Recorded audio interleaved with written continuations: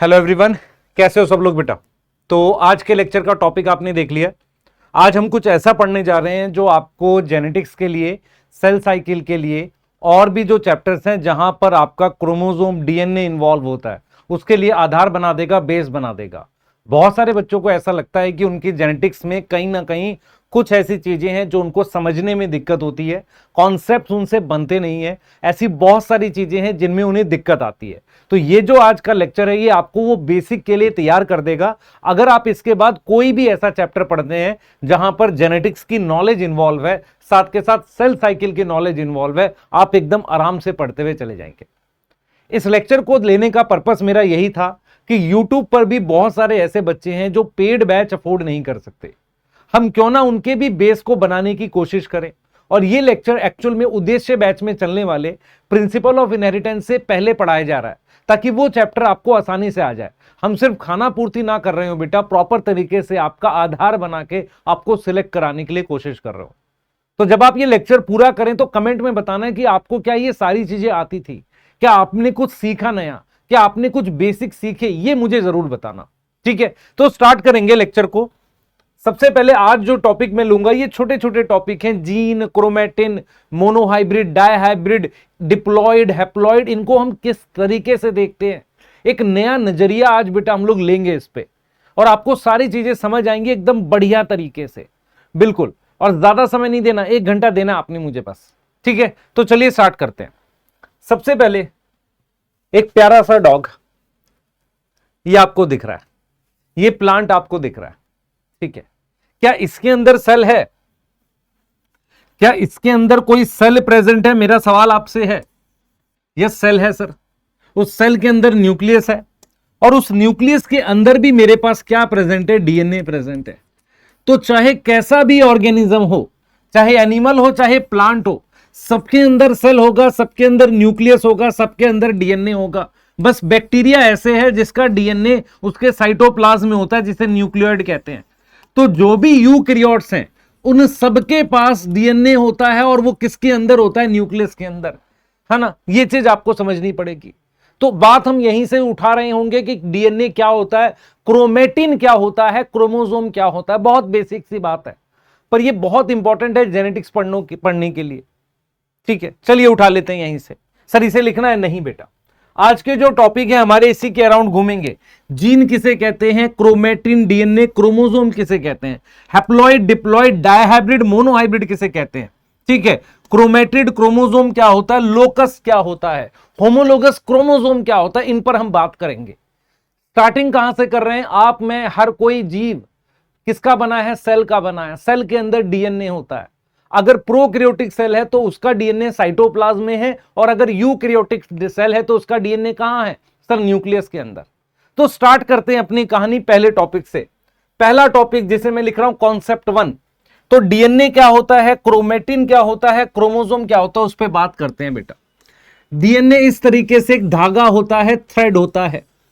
ये डीएनए किसका बना हुआ है? एक प्रकार का न्यूक्लिक एसिड है, एक प्रकार का न्यूक्लिक एसिड है डीएनए, और इसमें 2 धागे हैं, डबल स्ट्रैंड है। जब मैं इसको कंडेंस कर देता हूं, कंडेंस क्यों कर रहा हूं? कम जगह रखने के लिए। तो जब मैं इसको कंडेंस करता हूं तो इसका नाम क्या रखते हैं बेटा? क्रोमेटिन। अब क्या क्रोमेटिन में सिर्फ डीएनए है? नहीं, क्रोमेटिन में कुछ तरह की प्रोटीन्स भी इन्वॉल्व हो जाती हैं और उसके अलावा उसके आसपास कुछ आरएनए भी होता है। तो क्रोमेटिन क्या है बेटा? क्रोमेटिन कंडेंस फॉर्म है डीएनए की। किसकी कंडेंस फॉर्म है? कंडेंस फॉर्म है डीएनए की। उसमें मेरे पास डीएनए तो है ही, डीएनए के साथ आरएनए भी है और साथ में प्रोटीन है, मेनली प्रोटीन है। प्रोटीन कौन सी होती हैं? हिस्टोन्स और नॉन हिस्टोन्स। क्या मेरी बात समझ में आई कि नहीं आई? बताओ, सोचो ध्यान से। तो आपने सीखा, सबसे पहला कॉन्सेप्ट आपने सीखा कि ये डीएनए है। डीएनए की कंडेंस फॉर्म को क्रोमेटिन कहते हैं।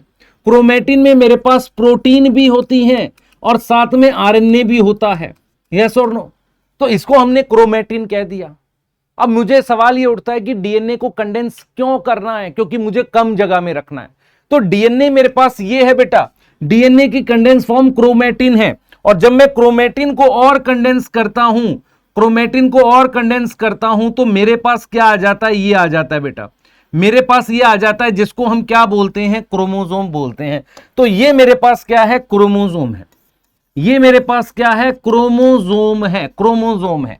यस, तो क्रोमोसोम किससे बनता है, क्रोमेटिन के कंडेंस होने से बनता है। समझ आया, सिंपल सी बात है। डीएनए एक धागा है, थ्रेड है, क्या है, न्यूक्लिक एसिड है, उसको कंडेंस करते हैं तो क्रोमेटिन बनता है। और उसमें क्या क्या है बेटा, आरएनए है, प्रोटीन है। प्रोटीन दो तरह की, हिस्टोन और नॉन हिस्टोन, दोनों तरह की प्रोटीन्स हैं। उसके बाद जब क्रोमेटिन को कंडेंस करता हूं तो क्रोमोसोम बनता है। तो क्रोमोसोम में भी तो यही होगा, डीएनए होगा, आरएनए होगा, प्रोटीन होगी, बिल्कुल होगा बेटा। समझ में आ रहा है। अब सवाल यह उठता है कि कब सेल में क्रोमेटिन दिखता है, कब सेल में क्रोमोसोम दिखता है। मान लो ये सेल एक नॉर्मल सा सेल है, एक नॉर्मल सा सेल है मान लो, तो उसके अंदर हमेशा हमें क्या दिखेगा, क्रोमेटिन दिखता है। एक नॉर्मल से सेल में मुझे क्या विजिबल होगा, क्रोमेटिन विजिबल होगा। एक नॉर्मल सा सेल मतलब क्या मतलब है, नॉर्मल सा सेल, नॉर्मल से सेल का मतलब है कि अगर मैं आपका स्किन सेल ले लूं, आपका हेयर सेल ले लूं, कोई भी सेल ले लूं, उसमें मेरे पास क्या विजिबल होगा, क्रोमेटिन विजिबल होगा। क्या विजिबल होगा बेटा, क्रोमेटिन विजिबल होगा। क्योंकि डीएनए की लेंथ बहुत ज्यादा होती है, डीएनए बहुत लंबा होता है, उसको कंडेंस करके रखना पड़ता है न्यूक्लियस के अंदर। तो हम इस बात को लिख सकते हैं कि सिंस लेंथ बहुत ज्यादा होती है डीएनए की, length is very large for DNA, तो उसको हम कैसे रखते हैं, उसको कैप्ट करते हैं, कैसे, kept in form of chromatin. उसको हम क्रोमेटिन की फॉर्म में कहां रखते हैं बेटा, इनसाइड सेल रखते हैं। इनसाइड सेल कहां रखेंगे, इनसाइड न्यूक्लियस रखते हैं क्रोमेटिन की फॉर्म में। तो आपको यह समझना पड़ेगा कि डीएनए क्रोमेटिन क्यों बनाता है, क्योंकि मुझे कम जगह में रखना है यहां पर। दूसरी बात आपको यह समझनी पड़ेगी कि क्रोमोसोम कब दिखता है किसी सेल में, जब न्यूक्लियस नहीं होगा और सेल डिवाइड कर रहा होगा। यदि कोई सेल डिवाइड करेगा, डिवाइडिंग सेल में मेरे पास क्या दिखेगा, डिवाइडिंग सेल में मेरे पास क्या विजिबल होगा, न्यूक्लियस विजिबल होगा। क्या विजिबल होगा बेटा, न्यूक्लियस विजिबल होगा। यह आज पहला कॉन्सेप्ट समझ में आ गया आपको। तो पहला कॉन्सेप्ट यह है कि डिवाइडिंग सेल में मेरे पास न्यूक्लियस विजिबल है, यह अपने दिमाग में आपने बिठाना है। डिवाइडिंग सेल में न्यूक्लियस प्रेजेंट है, सॉरी क्रोमोसोम प्रेजेंट है, और जो सेल डिवाइड नहीं कर रहा है उसमें क्रोमेटिन दिखता है। सर डीएनए दिखता है क्या, डीएनए खुलता है, पर पूरा का पूरा नहीं खुलता। मेरा कहने का मतलब यह है कि हम डीएनए को, इसको डीएनए की फॉर्म में खोल सकते हैं, पर न्यूक्लियस में इतनी जगह ही नहीं है कि पूरा खोल सकूं, तो थोड़ा बहुत खुल सकता है। क्लियर हो गई बात, कॉन्सेप्ट वन क्लियर। क्या कॉन्सेप्ट है, रिपीट करते हैं। पहला, डीएनए कंडेंस फॉर्म क्रोमेटिन, उसकी कंडेंस फॉर्म क्रोमोसोम। क्रोमेटिन कैसे रहता है, आपके सारे सेल में क्रोमेटिन मिलेगा।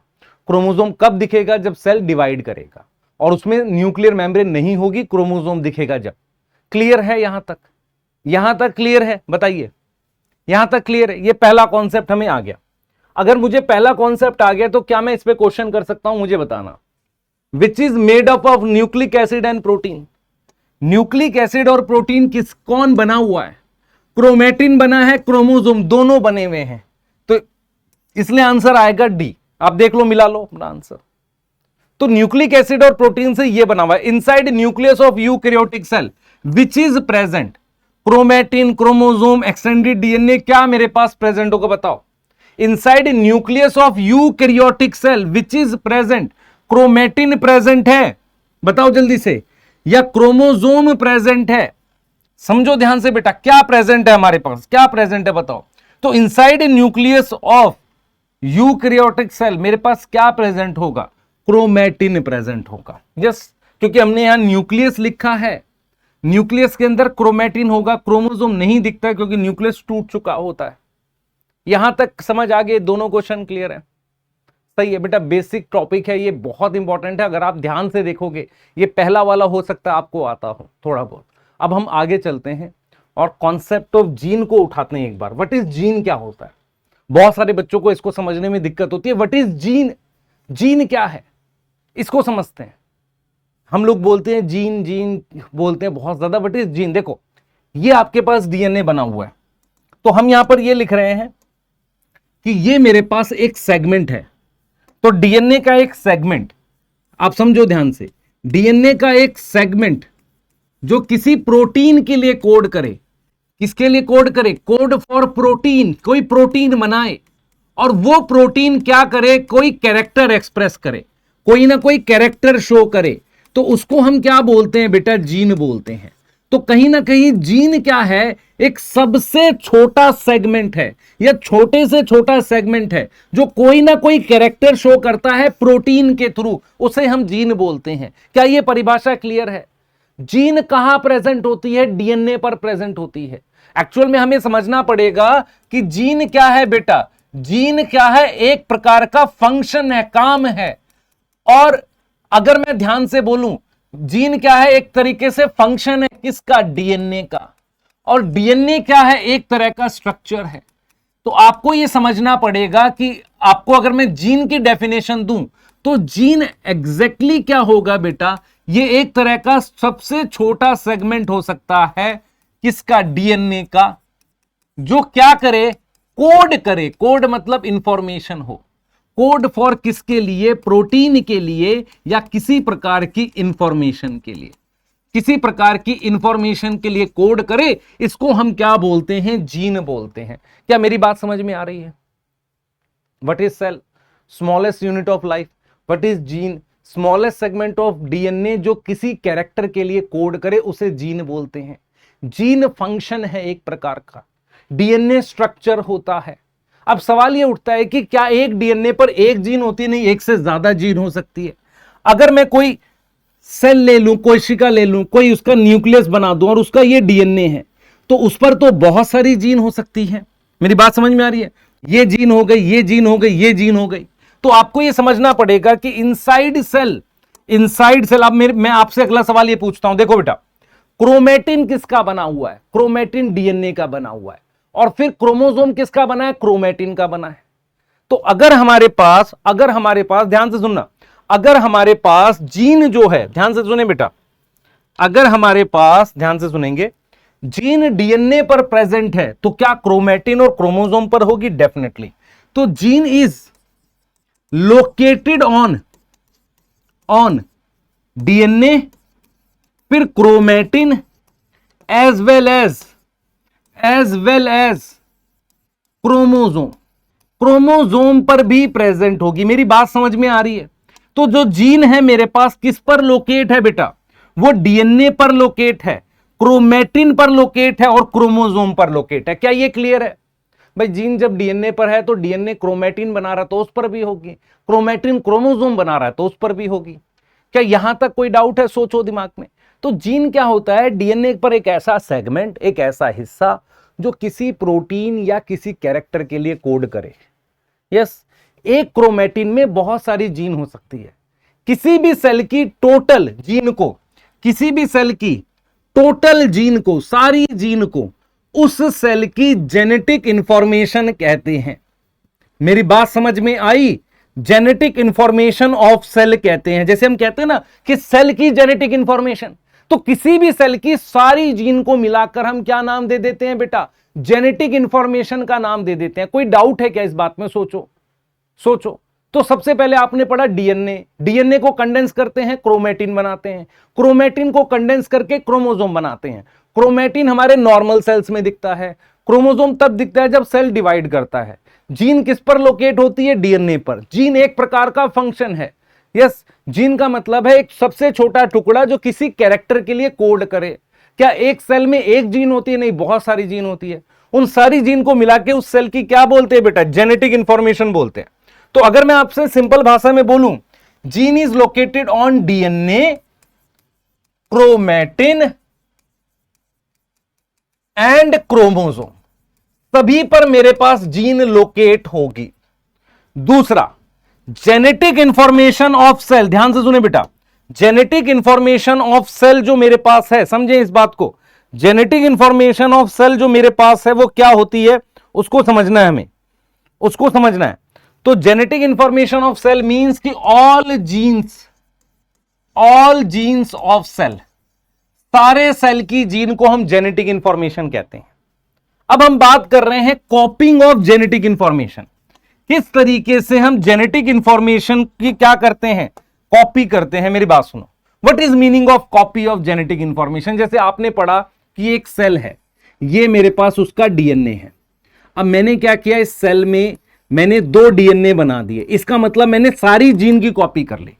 तो copy of genetic information means copy of all gene, सारी जीन की कॉपी बनाना।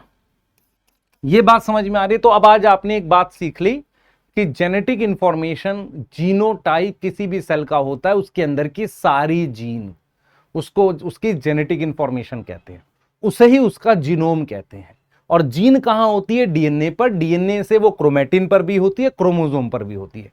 क्लियर है? हम जब जेनेटिक्स की बात करते हैं तो नॉर्मली हम क्रोमोसोम ड्रॉ करते हैं। नॉर्मली हम क्या करते हैं बेटा? क्रोमोसोम ड्रॉ करते हैं। यहां तक क्लियर है? तो 2 छोटे टॉपिक आपको मैंने बता दिए, क्रोमेटिन, क्रोमोसोम।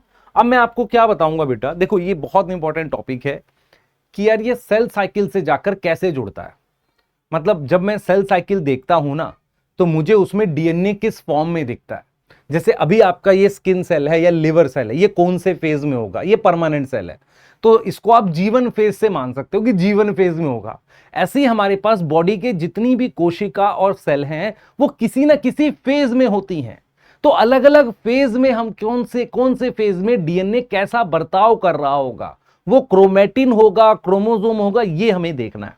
तो हमने क्या किया बेटा, एक डायग्राम ले लिया, हमने हेडिंग डाली, how DNA get change in phases of cell cycle. आप देख रहे हो फेजेस, अलग अलग फेजेस ऑफ सेल साइकिल।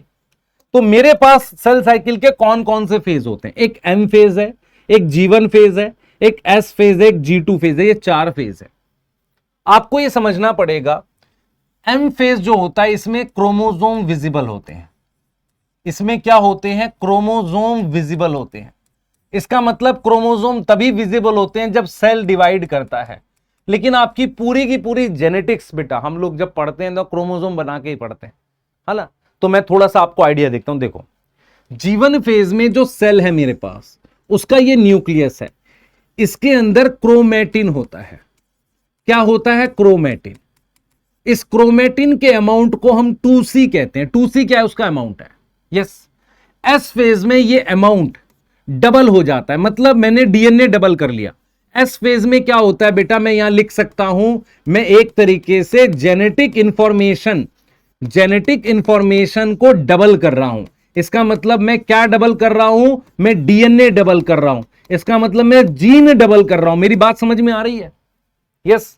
अब ये मैंने लिख दिया 2C, मतलब क्या है? अमाउंट है। ये क्या है बेटा? ये अमाउंट ऑफ डीएनए है। ये क्या है? अमाउंट ऑफ डीएनए है। सही है। अब मैंने क्या लिखा? G2 phase. G2 फेज में जो सेल होता है उसमें डीएनए डबल हो चुका है ऐसे। अब यहां पर जो अमाउंट है वो कितना हो चुका है? 4C हो चुका है। क्या कितना हो चुका है बेटा? 4C हो चुका है। किसका अमाउंट? क्रोमेटिन का। क्योंकि आपको यह समझना पड़ेगा कि हमारे पास G1, S और G2 फेज में क्या दिखता है? क्रोमेटिन विजिबल है। क्या दिखता है बेटा हमारे पास? क्रोमेटिन विजिबल है। यहां तक समझ में आ रही है? जल्दी बताओ बेटा, यहां तक समझ में आ रही है? क्रोमेटिन दिखता है। अब मैं आपको कुछ चीजें बताता हूं। देख, मान ले ये क्रोमेटिन है, इसको अगर मैं क्रोमोसोम की फॉर्म में बनाऊं तो मैं कुछ ऐसा बनाऊंगा। ये मैंने क्रोमोसोम बना दिए ऐसे, ये क्रोमोसोम बना दिए। ये इसका सेंट्रोमियर है। ये कितने बनाए सर आपने? 6 बनाए। 6 क्यों बनाए? कुछ भी बना सकता हूं। ह्यूमन का सेल होता तो 46 बनाता। अभी जगह नहीं है तो मैंने सिर्फ 6 बनाए। तो मैंने कितने बना दिए? 6 क्रोमोसोम बना दिए ऐसे। मैंने बोला है कि जीवन फेज में मुझे क्या दिखता है? क्रोमेटिन विजिबल होता है। इस क्रोमेटिन को मैंने क्रोमोसोम की फॉर्म में बना दिया। किसकी फॉर्म में बना दिया बेटा? क्रोमोसोम की फॉर्म में बना दिया। ये दिखता नहीं है, मैंने बना के देखा है। अगर मैं G2 फेज में क्रोमोसोम बनाऊं तो देखो वो कैसे दिखेंगे। सर ये तो बिल्कुल ऐसे ही बना दिया आपने। एक चीज और है बेटा इसमें, एक चीज और है जो मैं यहां ऐड करूंगा। देख, यहां क्या है मेरे पास? यहां क्या है? एक पार्ट और आ जाएगा जो डीएनए डबल किया है। समझ ध्यान से, इस चीज को समझना पड़ेगा तुझे। मैंने ये जो डीएनए डबल किया है वो अब इसके साथ जुड़ गया है ऐसे। तो मेरा पॉइंट ये है आपको कि जीवन फेज में क्रोमैटिन दिखता है। अगर मैं क्रोमोसोम बनाऊं तो ऐसा बनेगा। मतलब क्या हुआ कि जीवन फेज में इसको क्रोमोसोम कहते हैं, G2 फेज में ऐसी एक और चीज उसके साथ जुड़ जाती है, इसको क्रोमोसोम कहते हैं। तो जब मैं जीवन फेज में इसको क्रोमोसोम कह रहा हूं, ध्यान से सुन बेटा, इसको मैं क्या कह रहा हूं, क्रोमोसोम कह रहा हूं जीवन फेज में, जिस पर हो सकता है यहां पर ए जीन हो, यहां बी जीन हो। G2 फेज में ये दो वाले को क्रोमोसोम कह रहे हैं। तो इस सिंगल का कोई नाम रखेंगे? हां सर, इसका नाम क्रोमैटिड रखेंगे, और ये दोनों मिलाकर क्रोमोसोम है। तो यहां पर जो जीन ए थी और यहां जीन बी थी, इसकी कॉपी यहां पे बन गई। मतलब ये दोनों क्रोमैटिड कहलाते हैं। और कौन से क्रोमैटिड? सिस्टर। क्यों? क्योंकि सेंट्रोमियर पर जुड़े हुए हैं। मैं रिपीट कर रहा हूं, जीवन फेज में ये क्रोमोसोम है, जिसमें मान लो मैं कितनी 2 जीन बना दी, 3 बना दो, कुछ भी, ये क्रोमोसोम है। G2 फेज में ये क्रोमोसोम है। तो इस क्रोमोसोम में क्या फर्क है? इसमें 2 पार्ट हैं ऐसे, इन्हें कहते हैं क्रोमैटिड। यस। तो जो डीएनए डबल हुआ ना, 2C से 4C हुआ, वो कहां आ गया? हर एक क्रोमोसोम के साथ ऐसे आ गया, हर एक क्रोमोसोम के साथ ऐसे आ गया। तो इस क्रोमोसोम पर भी 2 क्रोमैटिड हैं। अब क्रोमोसोम नंबर काउंट करो, कितने आ रहे हैं सर? 6। यहां कितने थे? 6। क्योंकि जीवन फेज में इसको क्रोमोसोम कह रहे हैं, G2 फेज में इसको क्रोमोसोम कह रहे हैं। तो आपने क्या बातें सीखी जो मैंने आपको बताई? सबसे पहले, क्रोमोसोम इनमें नहीं दिखेंगे, सिर्फ M फेज में दिखता है। लेकिन अगर मैं अज्यूम करूं, ऐसा अज्यूम करूं कि मुझे जीवन फेज में क्रोमोसोम दिखे तो ऐसा दिखेगा। अगर मैं अज्यूम करूं G2 में दिखे तो ऐसा दिखेगा। क्या नंबर ऑफ क्रोमोसोम बदला है? आप देखो ध्यान से। सबसे पहले मैं पहला पॉइंट, क्रोमोसोम विजिबल ओनली इन कौन से फेज में दिखेगा? बता बेटा। Only in G one phase, sorry, only in M phase. Yes और नो? अगर जीवन फेज में क्रोमोसोम बनाऊं तो हर क्रोमोसोम जो है अकेला है, तो ईच क्रोमोसोम, हर क्रोमोसोम ही क्रोमैटिड है, वही क्रोमैटिड भी है, अकेला है। अकेला है ना भाई, देख लो। लेकिन अगर मैं G2 फेज में बनाऊं, G2 फेज में क्रोमोसोम बनाऊं, तो वहां पर हर क्रोमोसोम पे कितने क्रोमैटिड हैं? हर क्रोमोसोम पे 2 क्रोमैटिड हैं। और इन क्रोमैटिड को क्या बोलते हैं बेटा? ये दोनों क्रोमैटिड, देख, ये और ये क्या है? सिस्टर क्रोमैटिड है। सिस्टर क्यों है? क्योंकि ये दोनों किससे जुड़े हुए हैं बेटा? ये दोनों किससे जुड़े हुए हैं? बता। ये दोनों किससे जुड़े हुए हैं? ये दोनों जुड़े हुए हैं सेंट्रोमियर से। ये और ये इस सेंट्रोमियर से जुड़े हैं, और जो जीन इस पर प्रेजेंट होगी वही जीन इस पे प्रेजेंट होगी, देख सकते हैं। तो यहां क्रोमोसोम का मतलब 2 क्रोमैटिड है, यहां क्रोमोसोम का मतलब 1 क्रोमैटिड है। क्या नंबर ऑफ क्रोमोसोम चेंज हुआ? नहीं, यहां 6 हैं, यहां 6 हैं। अगर ये ह्यूमन का सेल होता तो यहां 46 होते, यहां 46 होते। तो मैं लिख सकता हूं कि G2 क्रोमोसोम नंबर सेम है। क्या सेम है? क्रोमोसोम नंबर सेम है। क्या चेंज हुआ है?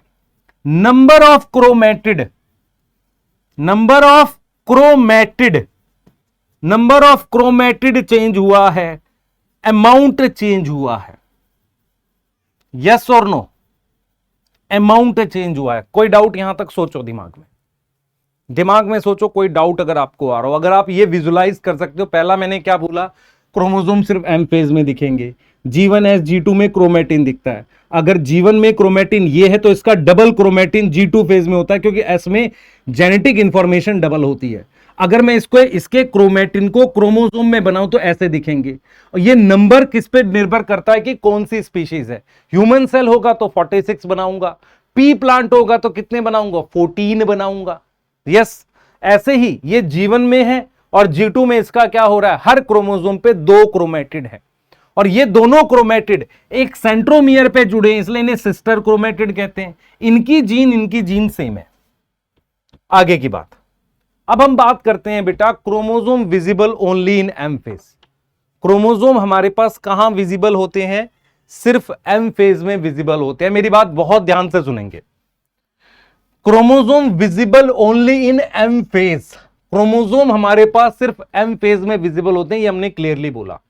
ठीक है, तो हम क्या कह रहे हैं बेटा, हम ये कह रहे हैं कि जीवन फेज में ये मेरे पास क्रोमोसोम थे, यस और नो।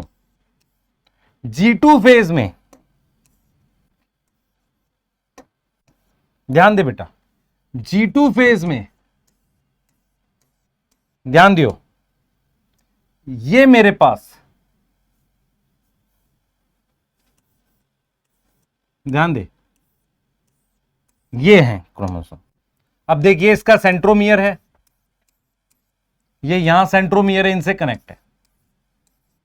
अब मुझे एक चीज बता, देख ध्यान से देखियो, ये जो चीज होती है अलग अलग तरह के क्रोमोसोम, इन्हें कहते हैं हैप्लॉइड। देख बेटा, ये तीनों अलग अलग तरह के हैं, है ना। देख ये क्या है, ये एक जोड़ा है, ये पेयर है। ये क्या है, एक पेयर है। ये क्या है, एक पेयर है, एक जैसा दिख रहा है, हां, इसको कहते हैं होमोलोगस पेयर, यस और नो। अब देख, ये जो तीन है, ये जो तीन है, ये तीनों अलग अलग तरह के, जैसे फर्स्ट और सेकंड एक जैसा है, थर्ड और फोर्थ एक जैसा है, 5 और 6 एक जैसा है। तो 2, 4 और 6, इसको हम नाम देते हैं एन। एन बराबर में यहां 3 अलग अलग तरह के क्रोमोसोम है, 3 डिफरेंट तरह के क्रोमोसोम है, इसको एन लिखते हैं। तो अगर ऐसा एक और है ना, ऐसा एक और है, तो इसको आप क्या लिख दोगे, 2n लिख दोगे 6। देख बेटा, ये अलग है, देख ये और ये मिलता जुलता है, ये और ये मिलता जुलता है, ये और ये मिलता जुलता है, तो इनको हम पेयर बोल सकते हैं, इसको पेयर बोल सकते हैं। हम किसको पेयर बोल सकते हैं, देख ले, हम इसको बोल सकते हैं पेयर, ये पेयर है मेरे पास, कोई दिक्कत नहीं है। लेकिन अलग अलग तरह के, ध्यान से सुनियो, लेकिन अलग अलग तरह का 1, 2, 3 अलग अलग तरह के को हम क्या बोलते हैं बच्चे, अलग अलग तरह के जो 3 प्रेजेंट है उनको हम एन से लिख देते हैं। ऐसे अलग अलग तरह के ह्यूमन में कितने होंगे, 23। अगर मैं इसको एन लिख रहा हूं तो इसके जैसे एक और है ना, तो फिर 2n = 6। यहां पर इसको मैं एन लिख रहा हूं और इन दोनों को लिखूंगा तो क्या लिखूंगा, 2n = 6, ये n = 3। और इनको क्या लिखूंगा, ये जो जोड़े हैं, ये जो जोड़े बन रहे हैं यहां पर, ये होमोलोगस पेयर है, यस। तो अगर मैं ह्यूमन की बात करता, मेरी बात सुन, ह्यूमन की बात करता, तो ह्यूमन में मैं ऐसे करके कितने क्रोमोसोम बनाता, 23, फिर ऐसे करके 23 बनाता, तो कितने पेयर हो जाते, 23 पेयर हो जाते। मेरी बात समझ में आई कि नहीं आई, बताओ, मेरी बात समझ में आई कि नहीं आई? आपको हैप्लॉइड और होमोलोगस पेयर समझ में आया? What is haploid? जो ये जोड़ा है ना, इसमें से एक एक ले लो, उसको हैप्लॉइड कहते हैं। जब आप जोड़ा साथ ले लोगे तो इसको क्या बोलोगे, डिप्लॉइड। ये क्या आ गया, डिप्लॉइड आ गया ना। What is diploid? डिप्लॉइड का मतलब हमने जोड़ों में ले लिया, हैप्लॉइड का मतलब मैंने ये वाले एक ले लिया अलग अलग, ये अलग, ये देख बेटा, ये दोनों एक जैसे हैं, इनमें से एक ले लिया, ये दोनों एक जैसे एक ले लिया, ये दोनों एक जैसे एक ले लिया, तो अलग अलग टाइप के ये 3 ले लिया, तो n = 3 लिख दिया, ये हैप्लॉइड है, यस। डिप्लॉइड क्या होगा, मैं ऐसे एक और सेट ले लूं, ये पूरा एक सेट हो गया भाई, ये पूरा क्या हो गया, एक सेट हो गया कि नहीं, ये बता, ये एक सेट हो गया। ऐसा एक और सेट ले लूं तो उसको क्या बोलेंगे, डिप्लॉइड बोलेंगे।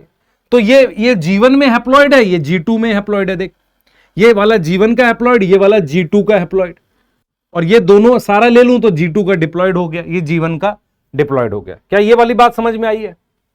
क्या ये वाली बात समझ में आई है? आप यहां से देखो जरा एक बार, आपको स्ट्रक्चर ऑफ क्रोमोसोम दिखा रहा हूं। ये वाला कौन सी फेज का है सर, G2 का है, ये सेंट्रोमियर है। इन दोनों को क्या बोल रहे हैं, ये सिस्टर क्रोमेटिड है। ये क्या है, सिस्टर क्रोमेटिड है। अगर यहां पर जीन कैपिटल ए होगी तो यहां पर भी क्या होगी, कैपिटल ए होगी। यहां कैपिटल बी होगी तो यहां क्या होगी, कैपिटल बी होगी। यहां कैपिटल डी होगी तो यहां भी कैपिटल डी होगी। तो सिस्टर क्रोमेटिड क्या है, जेनेटिकली आइडेंटिकल है कि नहीं, बता। इनकी जीन्स एग्जैक्टली सेम है कि नहीं, बता, यस। और मान ले ये सेंट्रोमियर है, तो यहां पर ए लिख दिया, यहां पर बी लिख दिया, यहां पर डी लिख दिया, क्लियर है। अब मान ले मैंने इसका एक और ऐसा बना दिया, इसका एक और पेयर जैसा बना दिया यहां पर, तो यहां पर इसका भी बना सकता हूं। अब यहां पर मैंने क्या किया बेटा, ध्यान से सुन, ये बना दिया, ठीक है। तो यहां पर मेरे पास मान लो जीन है, यहां पर मेरे पास स्मॉल ए है, ये स्मॉल ए है, यहां स्मॉल बी है, आप देख सकते हो। आप देखो, तो मैं इसको कैसे दिखाऊंगा, यहां पर यहां स्मॉल ए दिखाऊंगा, यहां स्मॉल ए दिखाऊंगा, यहां स्मॉल बी दिखाऊंगा, यहां स्मॉल बी दिखाऊंगा। तो होमोलोगस पेयर का मतलब ये एक जैसे दिखते हैं। तो यहां ए है तो देखो पैरेलल लोकेशन पर ए प्रेजेंट है, पैरेलल लोकेशन पर बी प्रेजेंट है। जैसे बी किसके लिए, मान लो बी मान लेते हैं आई कलर के लिए, तो पैरेलल लोकेशन पे आई कलर, हेयर कलर के लिए तो पैरेलल लोकेशन पर हेयर कलर। तो होमोलोगस पेयर का क्या मतलब होता है, ये कौन सा पेयर हो गया सर, ये होमोलोगस पेयर हो गया। अब ये होमोलोगस पेयर कौन से फेज का है सर, G1 फेज का है। ये वाला होमोलोगस पेयर है दोनों को मिला के, ये कौन से फेज का है सर, ये G2 फेज का है। होमोलोगस पेयर कौन से फेज का है सर, G2 फेज का है। समझ में आ रहा है, ये दोनों क्या है, एक सेंट्रोमियर पे जुड़े हुए, सिस्टर क्रोमेटिड। जो जीन इसमें होगी वही जीन इसमें होगी, जो जीन इसमें होगी यही जीन इसमें होगी। पर जरूरी नहीं है कि इसमें सेम जीन हो, भले ये होमोलोगस पेयर है पर ये दोनों सेम कैरेक्टर की जरूर होगी।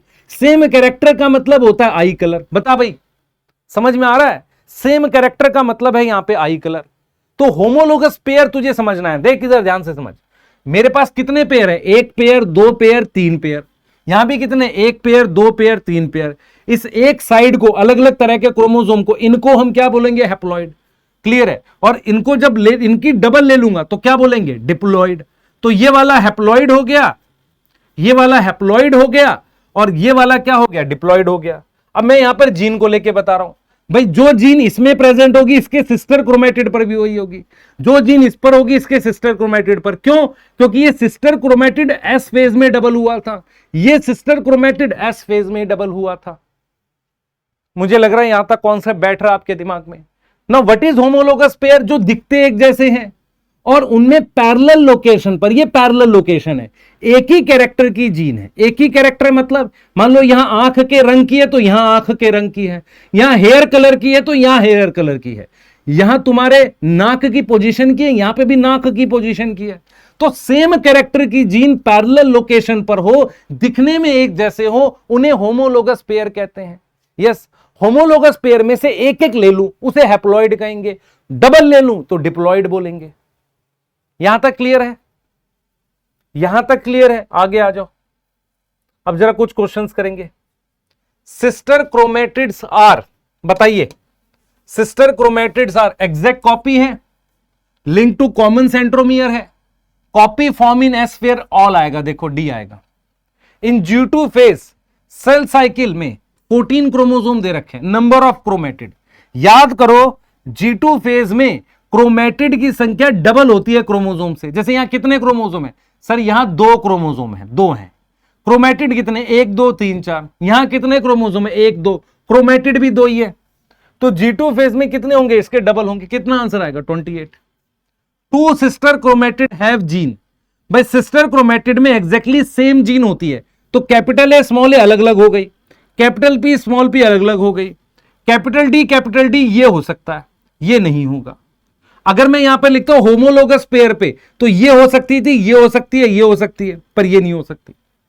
मेरी बात समझो ध्यान से, सिस्टर क्रोमेटिड पर कौन सी जीन होगी, एग्जैक्ट सेम, सी आएगा आंसर। क्लियर है। एक बार क्वेश्चंस को ध्यान से देखना, आपसे बन रहे हैं कि नहीं, मुझे चैट में बताना, मुझे चैट में बताना, और डाउट भी बताना अपने कि सर मुझे ये डाउट आया इसमें, क्योंकि ये बहुत इंपॉर्टेंट टॉपिक है। इसके बिना आपको दिक्कत होगी बेटा, इसके बिना आपको दिक्कत होगी, मैं पहले बता रहा हूं। इसके बिना जेनेटिक्स में दिक्कत होती है बहुत सारे बच्चों को। अब जरा एक बार थोड़ा सा माइटोसिस को समझते हैं क्रोमोसोम के उससे। देख माइटोसिस कैसे होता है, ये कौन सा फेज है सर, ये G1 फेज के क्रोमोसोम है। कितने दिखने तेरे को बता, कितने क्रोमोसोम दिखने सर, 1 2 3 4 5 6 क्रोमोसोम दिख रहे हैं। यस, अब देख ये G2 फेज आ गया, अब कितने क्रोमोसोम दिख रहे हैं सर, 1 2 3 4 5 6। फर्क क्या है, हर क्रोमोसोम पे दो क्रोमेटिड है, एक और दो क्रोमेटिड है। अब देख माइटोसिस में एग्जैक्टली क्या होता है, मेरी बात अगर तेरे को समझ में आ जाए तो आ जाएगी बात। देख, इसमें से एक क्रोमेटिड इस सेल में डाल दे, इसमें डाल दे, और दूसरा क्रोमेटिड इस सेल में डाल दे। ऐसे ही एक क्रोमेटिड इस सेल में डाल दे, और दूसरा क्रोमेटिड इस सेल में डाल दे। तो मैंने क्या किया, ये सिस्टर क्रोमेटिड अलग कर लिए, ऐसे ही मेरे पास एक क्रोमेटिड इसमें डाल दे बेटा, इसमें ला दे, तो ये दूसरा वाला इसमें चला गया, सिस्टर क्रोमेटिड अलग कर दी। इन दोनों में से एक इसमें लगा दिया और एक मैंने इसमें लगा दिया, ये देख, ऐसे ही मैंने एक इसमें लगा दिया, फिर ये वाला इधर लगा दिया, इनमें से एक देख इधर लगा दिया, और इनमें से एक क्या किया, इधर लगा दिया। अब ये दोनों एग्जैक्ट कॉपी हो गए एक दूसरे की। मतलब क्योंकि अगर आपको ध्यान हो, आप देखो बेटा, ध्यान हो, देखो हम लोग क्या कर रहे हैं, मेरी बात समझ ध्यान से। मैं क्या कर रहा हूं, मैं ये कह रहा हूं कि ये क्रोमेटिड और ये क्रोमेटिड कॉपी हैं, उनमें से एक इसमें चला गया तो दूसरा इसमें चला गया। तो अगर कोई कॉपी एग्जैक्ट एक दूसरे सेल में चलेगी तो ये वाले सेल में कितने क्रोमोसोम हो गए सर, इसमें भी 6 हो गए, इसमें भी 6 हो गए। तो माइटोसिस के बाद नंबर ऑफ क्रोमोसोम नहीं बदले, यहां 6 क्रोमोसोम थे, यहां भी 6, यहां भी 6 है। फर्क क्या आया? अच्छा, फर्क क्या है, देख ध्यान से। माइटोसिस में क्या है, नंबर ऑफ क्रोमोसोम नहीं बदले। जो जीन यहां थी, मान ले यहां कैपिटल ए जीन थी, यहां स्मॉल ए थी, तो कैपिटल ए जीन यहां चल, सॉरी सेम होगी ना, अलग कैसे होगी? यहां कैपिटल ए थी, यहां कैपिटल ए थी, यहां स्मॉल ए थी, यहां स्मॉल ए थी, तो कैपिटल ए वाला यहां आ गया, तो एक कैपिटल ए यहां आ गया, स्मॉल ए वाला यहां आ गया, स्मॉल ए वाला यहां आ गया। तो इन दोनों में से एक यहां है और एक यहां है, ऐसे इन दोनों में से एक यहां है और एक यहां है। तो इससे क्या हुआ, आपको एग्जैक्टली सेम सेल। तो ये दोनों सेल की जीन्स सेम है। अगर किसी की जीन से सेम होती है तो उसे क्या बोलते हैं बेटा, जेनेटिकली आइडेंटिकल बोलते हैं। तो ये आपने सीखा कि माइटोसिस में किस प्रकार से जेनेटिकली आइडेंटिकल सेल बनते हैं, सिस्टर क्रोमेटिड अलग होके जाते हैं। क्या ये वाला कॉन्सेप्ट समझ में आया? ये वाला कॉन्सेप्ट समझ में आया कि हमने यही चीज आपको समझाई। ये क्रोमेटिड जो है ना बेटा, ये वाला क्रोमेटिड इधर चला गया है तो दूसरे वाला, ये वाला इसमें आ गया है। तो ये दोनों क्या थी, एक दूसरे की कॉपी है ना। यहां ए जीन है तो वो यहां आ गई, तो ए जीन भी यहां आ गई। ऐसे ही स्मॉल ए यहां चली गई तो स्मॉल ए यहां आ गई। तो जीन सेम आ रही ना, इस सेल में और इस सेल में जीन सेम आ रही है, इसलिए इनको क्या बोलेंगे, जेनेटिक आइडेंटिकल बोलेंगे, जेनेटिकली आइडेंटिकल। सारी जीन सेम है, इसे ही तो एक दूसरे का क्लोन कहते हैं। What is clone? क्लोन का मतलब है जिसकी जीन्स सेम हो। सही है। आइए अब आते हैं हैप्लॉइड और डिप्लॉइड के कॉन्सेप्ट को थोड़ा सा पकड़ते हुए, और चीजें एकदम क्लियर लेके चलेंगे, ठीक है। अच्छा, थोड़ा सा और पकड़ते हैं हैप्लॉइड डिप्लॉइड को। ये कॉन्सेप्ट 4 है आपका इस टॉपिक का। इसको हम क्या बोलेंगे बताओ? This is known as haploid. Yes. अच्छा, हैप्लॉइड को हम किससे लिखेंगे? एन से। अब ये एन का नंबर यहां तो 3 है, अगर ह्यूमन सेल होगा, ह्यूमन सेल होगा तो एन बराबर में क्या होगा? 23 होगा। मेरी बात समझ में आ रही है? अगर ह्यूमन सेल होगा तो एन बराबर में क्या होगा बेटा? एन बराबर में क्या होगा मुझे बताना। एन बराबर में 23 होगा। अब जरा कुछ चीजें करते हैं। देखो, मेरे पास यहां पर कैपिटल ए जीन है, यहां स्मॉल ए है, यहां कैपिटल बी है, यहां मेरे पास स्मॉल बी है, यहां कैपिटल डी है, यहां स्मॉल डी है, ठीक है। अब मेरी बात सुनना ध्यान से। मान लो, ध्यान सुनेंगे, मान लो मैंने लिखना है हैप्लॉइड। हैप्लॉइड ये तो डायग्राम से दिखा रहा हूं। मैंने अगर हैप्लॉइड लिखना है तो इन दोनों में से किसी एक को लिख दूंगा मैं, कैपिटल ए। मैंने हैप्लॉइड लिख दिया। हैप्लॉइड लिखने का मतलब मैंने क्या किया, इधर देखो बेटा, मेरी बात समझने की कोशिश करना। मेरे पास कैपिटल ए और स्मॉल ए जब साथ में होंगे तो डिप्लॉइड बोलेंगे। मतलब ये दोनों साथ में होंगे तो डिप्लॉइड बोलेंगे, ये दोनों साथ में होंगे तो डिप्लॉइड बोलेंगे, ये दोनों साथ होंगे तो डिप्लॉइड बोलेंगे। हैप्लॉइड का मतलब इन दोनों में से कोई अकेला होना चाहिए। तो हैप्लॉइड में मैं स्मॉल ए लिख सकता हूं या कैपिटल ए अकेला लिख सकता हूं। लेकिन जब मैं डिप्लॉइड लिखूंगा तो मैं कैसे लिखूंगा बेटा? इन दोनों को साथ लिखूंगा, कैपिटल ए स्मॉल ए, क्योंकि मैंने ये दोनों ले लिए। मेरी बात समझ में आ रही है? तो ये तो डायग्राम है, और ये लिखने के तरीके को हम क्या बोलते हैं? जीनोटाइप बोलते हैं। ये क्या है बेटा? जीनोटाइप है। ये लिखने का तरीका क्या कहलाता है? जीनोटाइप कहलाता है। अब एक और चीज देखते हैं। अगर मैंने ये स्मॉल ए स्मॉल बी ले लिया तो इसका मतलब मैं हैप्लॉइड में से ही तो ले रहा हूं। मैंने भले ही 2 ले लिए, देख, एक क्रोमोसोम ये रहा, दूसरा क्रोमोसोम जोड़ा ये रहा। भाई एक जोड़ा ये रहा, एक जोड़ा ये रहा। आपने क्या किया, सुनना, आपने क्या किया बेटा, यहां से स्मॉल ए ले लिया और स्मॉल बी ले लिया, तो इसको भी हैप्लॉइड बोलेंगे, इसको भी क्या बोलेंगे, हैप्लॉइड। तो स्मॉल ए स्मॉल बी हैप्लॉइड है, कैपिटल ए कैपिटल बी भी हैप्लॉइड है, ये देख रहा है, ये भी हैप्लॉइड है। मेरी बात समझ में आ रही है, क्लियर है। अब इसको डिप्लॉइड कब बोलेंगे, डिप्लॉइड कब बोलेंगे, जैसे मान लो मैं ये दोनों ले लूं, कैपिटल ए स्मॉल ए ले लिया और मैंने ये दोनों भी ले लिया, कैपिटल बी स्मॉल बी ले लिया, ये हो गया। अब इसमें क्या फर्क है, इसमें मैंने सिंगल पेयर लिया है क्रोमोसोम का, एक जोड़ा लिया है क्रोमोसोम का, या मैं इसको अगर प्रॉपर तरीके से लिखूं, मैंने सिंगल कैरेक्टर की बात करी है। अगर मैंने सिंगल कैरेक्टर की बात करी है तो उसमें हैप्लॉइड में या तो स्मॉल ए आएगा या कैपिटल ए आएगा, डिप्लॉइड में क्या आएगा, ये दोनों लिखने पड़ेंगे। कई बार हो सकता है कि इस पर भी कैपिटल ए ही होता है यहां पर, क्लियर है, ये भी पॉसिबल है। अभी बात कर लेते हैं, रुक जाओ। अब देखो, अगर मैंने दो कैरेक्टर लिए हैं, दो कैरेक्टर का मतलब आप दो क्रोमोसोम भी ले सकते हो, जैसे मान लो आपने ये भी ले लिया, ये भी ले लिया, तो उसमें हैप्लॉइड का मतलब ये और ये है, हैप्लॉइड का मतलब कैपिटल ए कैपिटल बी है, तो हैप्लॉइड ये हो गया। डिप्लॉइड का मतलब इसको और इसको साथ में रखा और इसको साथ में रखा, मतलब ये भी डिप्लॉइड है, ये भी डिप्लॉइड है।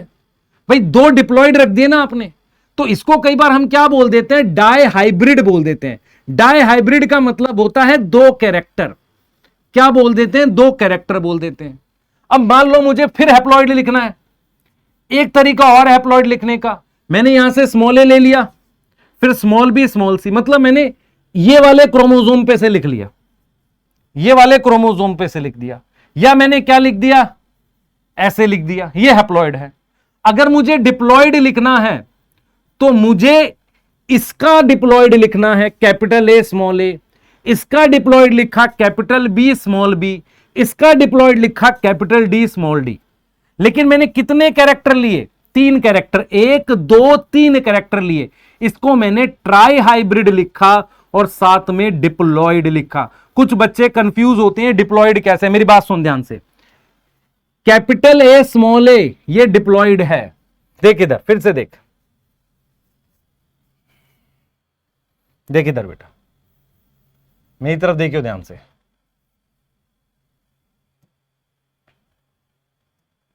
देख मैं डायग्राम फिर से बनाता हूं। ये मैंने बना दिया, ये मैंने क्रोमोसोम बना दिए।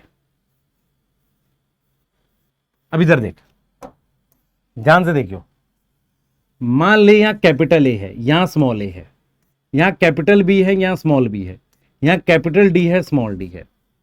अलग अलग तरह के क्रोमोसोम के सेट को हैप्लॉइड बोलते हैं। तो ये अलग अलग तरह का क्रोमोसोम ये हैप्लॉइड कहलाता है। तो अगर, अच्छा ये जो है ये जोड़ा कहलाता है, ये पेयर कहलाता है कि नहीं, ये ऐसे, ठीक है। अगर मैं, ध्यान से देख, अगर मैं लिखता हूं कि मैं हैप्लॉइड लिख रहा हूं और एक कैरेक्टर की बात कर रहा हूं, इसका मतलब हैप्लॉइड का मतलब हो गया मैं इन्हीं में से लूंगा, एक कैरेक्टर का मतलब मैं सिर्फ इसकी बात करूंगा, एक कैरेक्टर मतलब इसकी बात करूंगा, दो का मतलब मैं इनकी बात करूंगा, तीन का मतलब तीनों की बात करूंगा। ये वाली बात समझ में आई है आपको? तो मैंने यहां पर क्या लिखा है, मैंने लिखा है हैप्लॉइड। हैप्लॉइड में स्मॉल ए या कैपिटल ए कुछ भी एक लिख सकते हैं, सही है। मैं किसकी बात कर रहा हूं, सिंगल की बात कर रहा हूं, इनकी बात कर रहा हूं। जब मैं इसकी और इसकी साथ में बात करूंगा तो हैप्लॉइड में स्मॉल ए के साथ स्मॉल बी, ये हैप्लॉइड है, ऐसे ही ये हैप्लॉइड है। मेरी बात समझ में आ रही है? पर कैरेक्टर कितने ले लिए मैंने, दो ले लिए। तो हैप्लॉइड में लिखूंगा ए के साथ स्मॉल बी, मतलब दोनों अलग अलग कैरेक्टर का एक एक है, ये भी अलग कैरेक्टर है, ये भी, इसका एक एक ले लिया। डिप्लॉइड कैसे लिखेगा तू? डिप्लॉइड ऐसे लिखेगा, कैपिटल ए के साथ स्मॉल ए, कैपिटल बी के साथ स्मॉल बी, मतलब इस कैपिटल ए के साथ देख रहा है, इस कैरेक्टर के दो आ गए कैपिटल ए स्मॉल ए, इस कैरेक्टर के भी दो आ गए, इसलिए क्या है, डिप्लॉइड है। तो जब दोनों आ जाए, ये दोनों आ जाए तो डिप्लॉइड है, ये दोनों आ जाए डिप्लॉइड है। सिंगल कैरेक्टर में सिर्फ ये लेंगे डिप्लॉइड में, डबल कैरेक्टर में ये और ये दोनों लेंगे। अब मुझे क्या करना है, तीन कैरेक्टर वाला देखना है। तीन कैरेक्टर को हम लिखते हैं ट्राई हाइब्रिड। तो जब मैं तीन कैरेक्टर की बात कर रहा हूं तो हैप्लॉइड में क्या लूंगा, ये तीनों ले लूंगा, तो क्या होगा, हैप्लॉइड होगा। तीन कैरेक्टर, देख तीनों अलग अलग हैं, एक ए है, बी है, डी है, ये तीनों अलग अलग हैं। लेकिन मैंने यहां पर क्या किया, दो दो लिखे हर कैरेक्टर के। जब हर कैरेक्टर के दो दो लिखूंगा तो इसको मैं डिप्लॉइड बोलूंगा, पर कितने कैरेक्टर का है, तीन कैरेक्टर का। ये वो चीज है जो बच्चों को नहीं आती।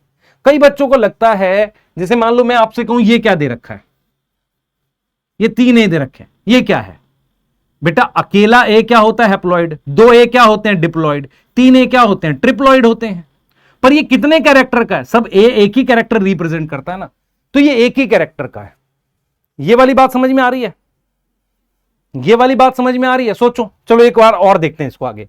देख, जैसे मान ले मुझे हैप्लॉइड लिखना है। हैप्लॉइड का मतलब क्या हो सकता है? स्मॉल ए हो सकता है, या क्या हो सकता है? कैपिटल ए हो सकता है, या अकेला बी लिख दो, या स्मॉल बी लिख दो, या डी लिख दो और ये डी लिख दो। What is diploid? इन दोनों को साथ लिख दो, कैपिटल ए स्मॉल ए, या कैपिटल ए स्मॉल ए के साथ ये भी लिख दो। ये भी डिप्लॉयड है और ये भी डिप्लॉयड है। फर्क क्या है भाई? फिर इसमें सिर्फ एक कैरेक्टर है, ये देख रहा है, ये एक कैरेक्टर है, इसमें 2 कैरेक्टर हैं। तो इसमें कितने कैरेक्टर हैं? 2 कैरेक्टर हैं बेटा। इसमें कितने कैरेक्टर हैं? 1 कैरेक्टर है। यहां तक समझ में आ रहा है? मान लो मुझे हैप्लॉइड सिंगल कैरेक्टर का लिखना है तो कैपिटल ए स्मॉल ए लिखना है। मुझे हैप्लॉइड 2 कैरेक्टर का लिखना है तो मुझे ये दोनों लेने पड़ेंगे, ए बी ले लूंगा या कैपिटल ए कैपिटल बी ले लूंगा। अगर मुझे डिप्लॉइड सिंगल कैरेक्टर का लिखना है तो सिंगल कैरेक्टर का मतलब मैं इसी की बात करूंगा, तो मैं कैपिटल ए स्मॉल ए लिख सकता हूं या कैपिटल ए भी लिख सकता हूं। अब आपको यह समझना पड़ेगा कि अगर ये सेम है, कैपिटल डी है, इसको कहते हैं होमोजाइगस। जाइगस वर्ड जब भी आता है वो डिप्लॉयड को रिप्रेजेंट करता है। अगर ये अलग अलग हैं, डिप्लॉयड में ये अलग अलग हैं, कैपिटल बी स्मॉल बी है, उसको कहते हैं हेट्रोजाइगस। तो डिप्लॉयड में हम क्या वर्ड यूज करते हैं? जाइगस। होमोजाइगस, हेट्रोजाइगस ये यूज कर सकते हैं। मान लो डिप्लॉयड लिखना है 2 कैरेक्टर को, तो कैसे लिखेगा? ये एक कैरेक्टर हो गया, ये दूसरा कैरेक्टर हो गया। इसको तू ऐसे भी लिख सकता है। इसमें और इसमें क्या फर्क है? ये हेट्रोजाइगस हैं दोनों, ये दोनों होमोजाइगस हैं। इसमें क्या है? होमोजाइगस हैं दोनों कैरेक्टर के लिए, होमोजाइगस फॉर बोथ कैरेक्टर, दोनों कैरेक्टर के लिए होमोजाइगस है। यहां पर क्या है? हेट्रोजाइगस। हेट्रो मतलब ये अलग अलग है, हेट्रोजाइगस फॉर बोथ कैरेक्टर। ये है बेसिक जेनेटिक्स के जो तुम्हें आने चाहिए। सही है? और देखते हैं। देखो, जैसे मान लो होमोजाइगस का क्या मतलब है? होमोजाइगस मतलब अगर कैपिटल डी लिखा है तो क्या है? ये दोनों देख रहे हो होमोलोगस क्रोमोसोम पे सेम है ये, तो होमोजाइगस क्या हो गया? किसके लिए हो गया बेटा? ये डिप्लॉयड है और सिंगल कैरेक्टर के लिए है। हेट्रोजाइगस किसे कहते हैं? हेट्रोजाइगस किसे कहते हैं? इसको या इसको? अच्छा, मुझे एक चीज बताना, ये क्या है? चैट में बताना, ये डिप्लॉयड है क्या है? हाँ या ना? हर कैरेक्टर के 2-2 दे रखे हैं और कितने कैरेक्टर है? 5 कैरेक्टर है। क्या ये डिप्लॉयड है? यस, डिप्लॉयड है। अब देखना, अब देखो कितने कैरेक्टर हैं? सर 2 कैरेक्टर हैं, 2 अलग अलग कैरेक्टर हैं, लेकिन हर कैरेक्टर के कितने दे रखे हैं? 3। तो ये ट्रिप्लॉयड है। ये क्या है? ट्रिप्लॉयड। ये समझ में आ रहा है? ये हमारे पास क्या है? ट्रिप्लॉयड है। इस तरीके से जाना है हमने। सही है? तो ये बेटा आपके लिए कुछ क्वेश्चंस है, मेरे को इसके आंसर चाहिए। Which is not diploid? देख, यहां 2 दे रखा है, यहां 2 दे रखा है, यहां 2-2 दे रखे हैं ऐसे। आंसर क्या आएगा बता? आंसर आएगा सी। तो ये वर्कशीट 1 है, इसके आंसर तुम्हें देने हैं। चैट में दोगे तो बहुत बढ़िया। Which is haploid and dihybrid? Haploid मतलब एक एक चाहिए और डायहाइब्रिड मतलब 2 कैरेक्टर के लिए चाहिए। ये डिप्लॉयड है बेटा, ये डिप्लॉयड है 2 कैरेक्टर का, डायहाइब्रिड है। ये हैप्लॉयड है पर 3 कैरेक्टर हैं, देख रहे हो अलग अलग है तीनों, ट्राई हाइब्रिड है। तो आंसर ये है। ये डिप्लॉयड है पर कितने कैरेक्टर का? 2 कैरेक्टर। हैप्लॉयड है, ये हैप्लॉयड है पर दोनों अलग अलग कैरेक्टर है, देख रहे हो ये रहा। तो इन दोनों के आंसर आपको चैट में मुझे बताने हैं, ठीक है? चलिए, जैसे मैं आपको सिंपल लिख के दिखाता हूं। देखो, अगर मुझे हैप्लॉयड लिखना है, ध्यान सुन बेटा, हैप्लॉयड लिखना है 1 कैरेक्टर का, तो मैं कैपिटल ए लिख सकता हूं, कोई दिक्कत नहीं है। मुझे हैप्लॉयड लिखना है 2 मतलब मुझे हैप्लॉयड लिखना है 2 कैरेक्टर का, तो ए के साथ बी लिख सकता हूं, ए के साथ बी लिख सकता हूं, सी लिख सकता हूं। इसमें तू चाहे स्मॉल ए लिख ले, सही है, यहां स्मॉल ए के साथ स्मॉल बी या स्मॉल ए के साथ कैपिटल बी, कुछ भी लिख ले, है ना, कैपिटल ए के साथ कैपिटल बी या कैपिटल ए के साथ स्मॉल बी, ये सब क्या है बेटा, ये दो अलग अलग कैरेक्टर का हैप्लॉइड है। अगर तुझे मान लो दो कैरेक्टर का, तीन कैरेक्टर का लिखना है तो इसमें तू ऐसे भी लिख सकता है। अब क्या लिखना है तुझे, हैप्लॉइड लिखना है, हाँ ठीक तो है, हाँ हाँ सही है, कुछ भी लिख सकता है, ये ठीक है। इसको तू ऐसे भी लिख सकता है, छोटा सी ऐसे करके। अगर मुझे डिप्लॉयड लिखना है तो मैं क्या लिखूंगा, ये लिख सकता हूं, या मैं ये लिख सकता हूं, या मैं ये लिख सकता हूं, ये डिप्लॉयड है। अगर मुझे दो कैरेक्टर का लिखना है तो मैं ऐसे लिख सकता हूं, मुझे बता, यहां दोनों पे होमोजाइगस है, या मैं ऐसे भी लिख सकता हूं, इस पर हेट्रो है, इस पे हेट्रो है, या मैं ऐसे भी लिख सकता हूं। ये सब क्या है बेटा, कैरेक्टर दो हैं और क्या है, डिप्लॉयड है। मान लो मुझे तीन कैरेक्टर का लिखना है तो तीन कैरेक्टर का कैसे लिखूंगा, ये देख, ऐसे लिख सकता हूं, या मैं इसको ऐसे लिख सकता हूं, इसमें हेट्रोजाइगस है, इसमें होमो है, इसमें होमो है। अब ये कैसे पता मुझे डिप्लॉयड है, हर कैरेक्टर के काउंट करो, दो दो है, जैसे ए दो है, बी दो है, सी दो है, तब मुझे पता चल रहा है डिप्लॉयड है। अब कैरेक्टर तीन कैसे, एक दो तीन कैरेक्टर है। मान जो मुझे ट्रिप्लॉयड लिखना है तो मैं लिखूंगा ए बी सी, लिख दिया ट्रिप्लॉयड एक कैरेक्टर का। मुझे अगर ऐसे लिखना है, ये देख, ये हो गया, मुझे कितने कैरेक्टर लिखने हैं, दो, और ट्रिप्लॉयड लिखना है तो इसको मैं ऐसे लिखूंगा। सबसे पहले मुझे हर में तीन तीन चाहिए, एक दो तीन, फिर इसमें भी तीन चाहिए, एक दो तीन। समझ में आ रहा है कि नहीं, बताओ। इसमें मुझे क्या करना है, ट्रिप्लॉयड लिखना है, गलत है ये, एक ही के तीन चाहिए, एक ही कैरेक्टर के तीन चाहिए। अब इसमें मुझे क्या करना पड़ेगा, ये देख, तीन इसके और तीन इसके। ये क्या है, तीन कैरेक्टर हैं, और ट्रिप्लॉयड क्या होता है, हर कैरेक्टर के तीन तीन होने चाहिए। ये देख ट्रिप्लॉयड है, यहां सिंगल कैरेक्टर है, यहां दो कैरेक्टर है, यहां तीन कैरेक्टर है। डिप्लॉयड क्या, हर कैरेक्टर के दो होने चाहिए, होमो हो सकता है, हेट्रो हो सकता है। समझ में आया नहीं आया, ये तरीका है इनको लिखने का। क्लियर, ये आपके बेसिक्स होने चाहिए बेटा ऐसे, ठीक है। एक लास्ट चीज जो बहुत इंपॉर्टेंट है वो है कैरेक्टर और ट्रेट। आप लोगों को जब जेनेटिक्स पढ़ोगे ना तो डाउट आया करेगा कि what is character, what is trait, ये डाउट आते हैं, बहुत सारे लोगों को आते हैं। तो मैं आपको एग्जांपल से समझाता हूं। आई कलर एक कैरेक्टर है, यस, उसकी मेरे पास ट्रेट है, जैसे ब्लैक आई एक ट्रेट है, काले रंग की आंख, ब्लू आई, ब्लैक आई, ब्लू आई, रेड आई, ये क्या है बेटा, ये ट्रेट है। ये क्या है, ट्रेट है। क्लियर, ये ट्रेट है, ठीक है, ये ट्रेट है। तो आई कलर क्या है, कैरेक्टर है, ब्लैक आई, ब्लू आई, रेड आई, ये सब क्या है, ट्रेट है। एक ये क्या है आपके पास, ट्रेट है। मेरी बात समझना ध्यान से, ये आपके पास ट्रेट है।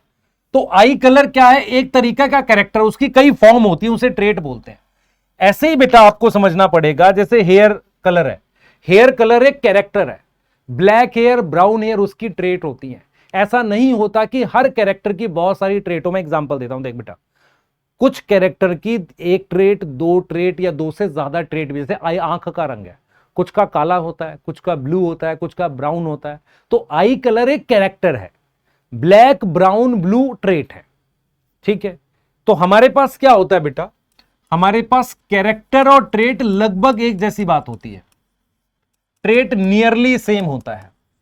जेनेटिक्स में हम क्या करते हैं, एक कैरेक्टर की सम टाइम मैनी ट्रेट होती हैं, बहुत सारी क्या होती हैं, ट्रेट होती हैं, काफी सारी क्या प्रेजेंट है, ट्रेट प्रेजेंट है। एक कैरेक्टर की कई ट्रेट होती है।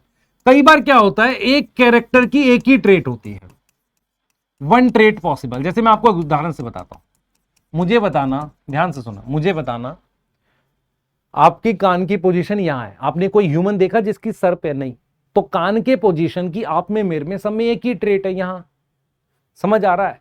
तो बहुत सारे ऐसे कैरेक्टर होते हैं जिनकी दो ट्रेट, तीन ट्रेट, चार ट्रेट, कुछ भी, ट्रेट का मतलब है अलग अलग फॉर्म। लेकिन बहुत से ऐसे कैरेक्टर होते हैं जिनकी सिंगल ट्रेट भी होती है, तो वहां पर ट्रेट और कैरेक्टर एक ही बात है। तो कैरेक्टर की ट्रेट होती हैं, मतलब जैसे मान लो कैरेक्टर है प्लांट हाइट, ध्यान से देख, कैरेक्टर का नाम है प्लांट हाइट, प्लांट हाइट, अब उसकी ट्रेट होती है। टॉल हो सकता है प्लांट, तो टॉल को कैपिटल टी से लिख दिया। ड्वार्फ हो गया, स्मॉल टी से लिख दिया। तो ये क्या हो गई, ये ट्रेट्स हो गई। ये क्या हो गई, ट्रेट्स। ट्रेट्स का मतलब फॉर्म हो गई। पर जरूरी नहीं है कि हर कैरेक्टर की ट्रेट्स हो। मेरी बात समझ में आ रही है? हर कैरेक्टर की ट्रेट्स हो। हमें क्या करना है बेटा, हमें लोकस का एक कॉन्सेप्ट समझना है, उसके लिए कैरेक्टर और ट्रेट समझना जरूरी है। जैसे फॉर एग्जांपल मेरे पास व्हाट इज होमोलोगस क्रोमोसोम अभी बताया, ये होमोलोगस क्रोमोसोम है, इनकी शेप सेम है, बताओ मुझे, इनकी शेप सेम है। दूसरा ये पेयरिंग करते हैं, पेयरिंग मतलब जोड़ा बनाते हैं। पेयरिंग करते हैं किसमें, मियोसिस में। जब मियोसिस होती है ना तब ये जोड़ा बनाते हैं। दूसरा क्या हो, तीसरी बात क्या होती है बेटा, इनकी पैरेलल लोकेशन पे, जैसे मान लो इस क्रोमोसोम की इस पैरेलल लोकेशन पर यहां आई कलर है तो यहां भी आई कलर होगा। अब जरूरी नहीं है कि दोनों ब्लू हो, जैसे ये ब्लू है यहां भी ब्लू हो सकता है, यहां ब्लू है यहां ब्लैक हो सकता है, पर कैरेक्टर सेम होगा, आई कलर सेम होगा। तो हम ये लिख सकते हैं बेटा, ट्रेट फॉर सेम कैरेक्टर कहां प्रेजेंट होती है, पैरेलल लोकेशन पर। ऐसे पैरेलल लोकेशन पर हमारे पास प्रेजेंट होती है। अगर मैं यहां पर लिख दूं टॉल, तो यहां लिख दूं ड्वार्फ, इसका मतलब हुआ कि इस पैरेलल लोकेशन पर क्या हाइट का है। तो समझ रहे हो व्हाट इज होमोलोगस, एक तो इनकी शेप एक जैसी है, दूसरा ये जोड़ा बनाते हैं, मियोसिस में साथ आते हैं।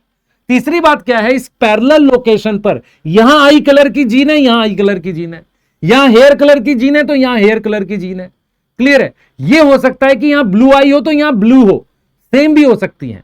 मेरी बात समझ में आ रही है? सेम भी हो सकती है, अलग भी हो सकती है। जैसे मान लो यहां ब्लैक हेयर है तो ऐसा भी हो सकता है कि यहां भी ब्लैक हेयर हो, सेम भी हो सकती है। तो ब्लैक के लिए कैपिटल बी लिखूंगा तो यहां भी कैपिटल बी, सेम होंगी तो होमोजाइगस बोलेंगे। यहां ब्लू के लिए अलग वर्ड है, यहां ब्लैक के लिए अलग वर्ड है, तो हेट्रोजाइगस मतलब अलग अलग हो सकती है। तो व्हाट इज होमोलोगस क्रोमोसोम, जो देखने में एक जैसे होंगे, जो जोड़ा बनाएंगे मियोसिस में, और उनकी पैरेलल लोकेशन पर सेम कैरेक्टर की ट्रेट होगी। सेम जीन नहीं होगी, जीन अलग अलग हो सकती है। जैसे ब्लैक आई ब्लू आई, जीन तो अलग अलग है पर कैरेक्टर सेम है ना। सेम कैरेक्टर की जीन ऐसे पैरेलल लोकेशन पर होगी, उसको हम क्या बोलते हैं, होमोलोगस क्रोमोसोम बोलते हैं। क्या ये वाली बात समझ में आ रही है? होमोलोगस क्रोमोसोम समझ में आया कि नहीं आया, बताओ जल्दी बताओ बेटा। होमोलोगस क्रोमोसोम समझ में आ गया, जल्दी बताओ।